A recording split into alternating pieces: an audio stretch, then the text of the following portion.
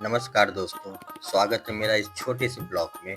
हम लोग पूरा सपरिवार मैहर देवी जो कि मध्य प्रदेश में पड़ता है, वहाँ पे जाने के लिए काफ़ी दिनों से सोच रहे थे। मेरी वाइफ़ और मेरे बच्चे भी मेरे पीछे पड़े हुए थे कि हमें घुमाने ले चलो, क्योंकि वहाँ पे इतना सुकून, इतना अच्छा लगता है कि क्या ही बताऊँ कि वहाँ से आने का मन ही नहीं करता। अच्छा, मैहर देवी के बारे में बताऊँ तो ये मध्य प्रदेश के सतना जिले में स्थित है। इसको कुछ लोग शारदा देवी के नाम से भी जानते हैं और जानते क्या है, इसका मंदिर का नाम ही शारदा देवी माता है। ये आल्हा उदल की कहानी से जुड़ा हुआ है। मानता है कि आल्हा और उदल देवी शारदा के परम भक्त थे और इन्होंने सबसे पहले इस मंदिर की खोज की थी और 12 वर्षों तक तपस्या की थी।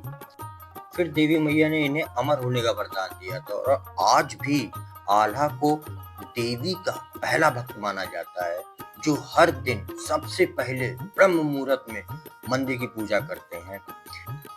आल्हा और ऊदल बुंदेलखंड के वीर योद्धा थे और शारदा देवी के परम भक्त थे। उन्होंने मैहर में शारदा देवी मंदिर की खोज की और 12 वर्षों तक मंदिर के तलहटी में कठोर तपस्या की। देवी शारदा ने उनकी भक्ति से प्रसन्न होकर उन्हें अमर का वरदान दिया और मान्यता है कि आल्हा आज भी हर दिन ब्रह्म मुहूर्त में मंदिर की पूजा करते हैं। मंदिर में आल्हा मंदिर और आल्हा उदल का अखाड़ा भी है, जहां उनकी तलवार और खड़ाऊ भक्तों के दर्शन के लिए रखी रहती है।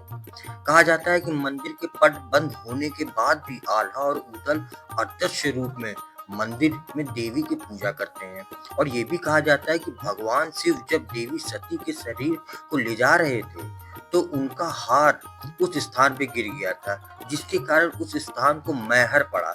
इसका अर्थ है माँ का हार। अब मैहर कहिए चाहे शारदा देवी मंदिर कहिए, लेकिन वहां जाने के बाद वाह, कितना असीम शांति मिलती है।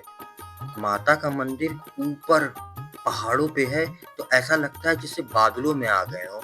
और उनके बारे में एक बात और बताऊं तो जब भगवान विष्णु ने सती के शरीर को 11 भागों में विभाजित किया था, तब माता सती के अंग जहाँ गिरे वहाँ शक्तिपीठ का निर्माण हुआ। ऐसा माना जाता है कि यहाँ पर माता सती का हार गिरा था। यही कारण है कि इस स्थान को मैहर कहा जाता है। मैहर देवी के दर्शन के लिए सबसे अच्छा समय नवरात्रि और रामनवमी के समय होता है, क्योंकि उस समय मंदिर की विशेष सजावट की जाती है और भक्तों की भारी भीड़ उमड़ती है। हालांकि यदि आप भीड़ से बचना चाहते हैं तो आप किसी भी सामान्य दिन में जा सकते हैं, क्योंकि मंदिर पूरे वर्ष खुला रहता है। मंदिर में पूजा सुबह 5 बजे से 8 बजे तक होती है और शाम को 4 बजे से लेकर रात के 9 बजे तक होती है। उसके बाद मंदिर बंद हो जाता है, 9 बजे के आसपास बंद हो जाता है। माँ शारदा के दर्शन करने के लिए हमें त्रिकुट पर्वत पे जाना होता है, जिसकी ऊंचाई कम से कम 600 फुट है और अगर हम सीढ़ियों से बात करें तो 1063 सीढ़ियां हैं माता के मंदिर तक जाने के लिए और इसमें रोपवे भी है और जिससे आप नीचे से ऊपर बड़े आसानी से पहुंच सकते हैं। लेकिन फिर वही है ना कि अगर माता के दर्शन अपनी खुद की मेहनत से नहीं किया तो फिर क्या किया। मंदिर पहुंच जाने के बाद वहां का इतना स्वच्छ वातावरण, इतना मोहक हवा और इतना बादलों के बीच में इतना अच्छा लगता है, इतना अच्छा लगता है कि क्या ही बताऊं। वहां से आने की बिल्कुल भी इच्छा नहीं करती है, लेकिन बस वही है कि अब मंदिर गए हैं तो वहां के वीडियो में बने रहिएगा। अभी माँ शारदा का भव्य दर्शन होगा आपको। जिस किसी भी भक्त को माँ शारदा के दर्शन हो जाएं, वो प्लीज कमेंट में जय माता दी जरूर लिखें।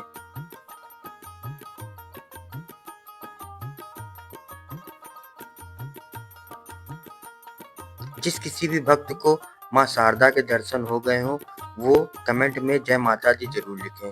अब हम मंदिर से बाहर आ गए हैं और बाहर का नज़ारा इतना मोहक है, इतना मोहक है, ऐसा लगता है कि जैसे बादलों में आ गए हों। इतनी शुद्ध ताज़ा हवा, इतना प्यारा मोहक दृश्य, इतनी भीड़, सभी सभी के मुंह से एक ही शब्द निकलता है, जय माता दी, जय माता दी, जय माता दी। मैं सभी से गुजारिश करूंगा कि एक बार, सिर्फ एक बार ही सही, माता के दर्शन के लिए ज़रूर आएँ, क्योंकि वहाँ का नज़ारा और माता का दर्शन इतना सुकून देता है, इतना सुकून देता है कि मन करता है यहाँ से कभी जाऊँ ना। बस यहीं बैठ के माता को देखता रहूँ, उनके मंदिर को देखता रहूँ। यहाँ से जाने का बिल्कुल भी इच्छा नहीं होती है। माता के दर्शन के बाद अपने तन बदन में इतनी ऊर्जा आ जाती है, इतनी ऊर्जा आ जाती है कि सारी थकान जितनी भी हमने सीढ़ियाँ चढ़ी थी 1067 या 68 के आसपास, वो सारी थकान एकदम से खत्म हो जाती है। फिर वही लगता है कि बस जय माता दी, जय माता दी, जय माता दी। पूरे तन बदन में इतनी ताकत आ जाती है कि बड़े हँसी खुशी और बड़े हास उल्लाह के साथ हम नीचे उतरते हैं। ऐसा लगता ही नहीं है कि हमारे अंदर कोई थकान है, कुछ भी नहीं ऐसा लगता है। आप देख सकते हैं रोप, जो लोग रोप से जाते हैं वो भी ठीक है, जो लोग बूढ़े हों, विकलांग हों या बच्चे हों, वो कैसे चल सकते हैं, तो उनको तो जाना ही पड़ेगा। और हम थके तो नहीं थे क्योंकि हमारी थकान तो सारी माता जी ने ही हल ली थी। फिर भी अब जीवित रहने के लिए हमें कुछ तो खाना ही पड़ेगा, इसलिए हम आ गए खाने के लिए। माँ शारदा की कृपा आप सब पर बनी रहे। जय माता दी, जय माता दी, जय माता।